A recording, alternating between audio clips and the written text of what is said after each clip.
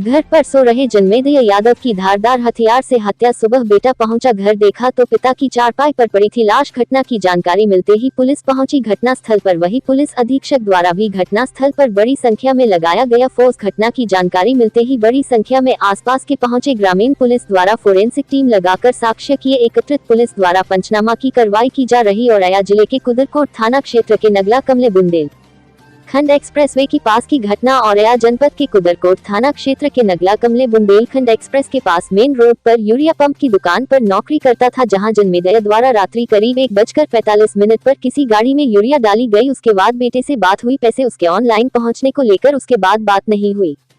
हर रोज की तरह बेटा सुबह पहुंचा उस मकान पर जहां जन्मेजय रहता था। बाहर देखा तो दरवाजा खुला हुआ, अंदर जाकर देखा तो उसकी लाश चारपाई पर पड़ी हुई थी, जिसकी जानकारी बेटे शिवम द्वारा अन्य लोगों के साथ साथ पुलिस को दी गई। घटना की जानकारी मिलते ही बड़ी संख्या में घटना स्थल पर पहुंची पुलिस फोर्स के साथ साथ पुलिस अधीक्षक औरैया द्वारा घटना स्थल का किया गया निरीक्षण। पुलिस को परिजनों के द्वारा बताया गया बेटे शिवम की शादी से ससुराल वालों से विवाद चल रहा था, जिसको लेकर कई बार पहले भी विवाद हुआ था। परिवार वालों बेटे के ससुराल पक्ष के कुछ लोगों पर हत्या का आरोप लगाया है। वही पुलिस द्वारा तत्काल कार्रवाई करते हुए कुछ लोगों को हिरासत में लिया गया। पुलिस शव को कब्जे में लेकर पंचनामा भरकर पोस्टमार्टम के लिए भेजा। बुंदेलखंड एक्सप्रेस के पास से जो है कुछ दूरी पर जो एक हत्या का मामला सामने आया, क्या है पूरा मामला? ये सुबह एक सूचना प्राप्त हुई थी कि एक जनवेद सिंह यादव है, सन ऑफ साहिब सिंह। उम्र इनकी लगभग 45 वर्ष है। ये नगला जादव थाना कुदरकोट औरैया के रहने वाले हैं। ये कुछ दूरी पर ये नगला कमले इसी का मजरा पड़ता है, जिसपे इनका चचेरे भाई का घर है। ये जिसके जस्ट बाहर यूरिया स्टेशन लगा हुआ है यहाँ पे, क्योंकि बुंदेलखंड एक्सप्रेस वे से जस्ट उतरते ही जो कुदरकोट को रास्ता जाता है, यहाँ पे कई वाहनों का आवागमन होता है। इस पे ये यूरिया फिलिंग का काम करते हैं। रात बेरात भी इसमें यूरिया फिलिंग का काम होता है। गत रात्रि में जो इन्होंने बताया है उसके हिसाब से 1:30 बजे करीब किसी ने यूरिया डलवाया। इसके ट्रांजैक्शन के बारे में उन्होंने अपने बेटे से पूछा, फ़ोन पे कोई ट्रांजैक्शन आ गई कि नहीं आ गई। 2 बजे करीब बेटे ने कंफर्म कर दिया कि पैसा मेरे अकाउंट में आ गया है।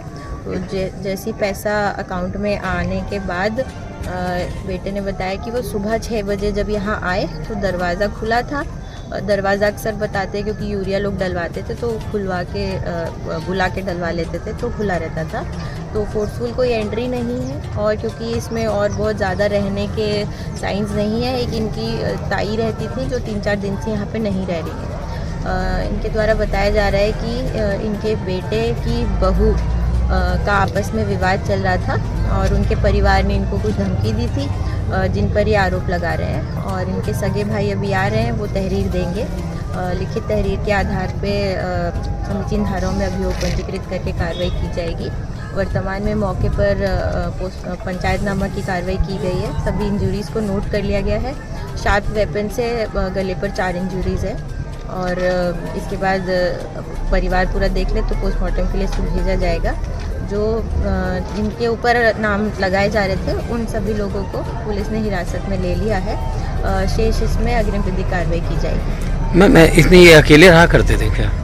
जो बताया जा रहा है कि एक इनकी चाची यहाँ पे रहती थी, वो 3-4 दिन से यहाँ नहीं रह रही थी, और अभी इसके अलावा ये अकेले ही रह रहे थे। अलग अलग बातें लोग बता रहे हैं कि कभी बाहर रहते थे, कभी अंदर रहते थे। तो सभी तथ्यों पर गहनता से जांच करके पूरे घटनाक्रम का शीघ्र अनावरण किया जाएगा।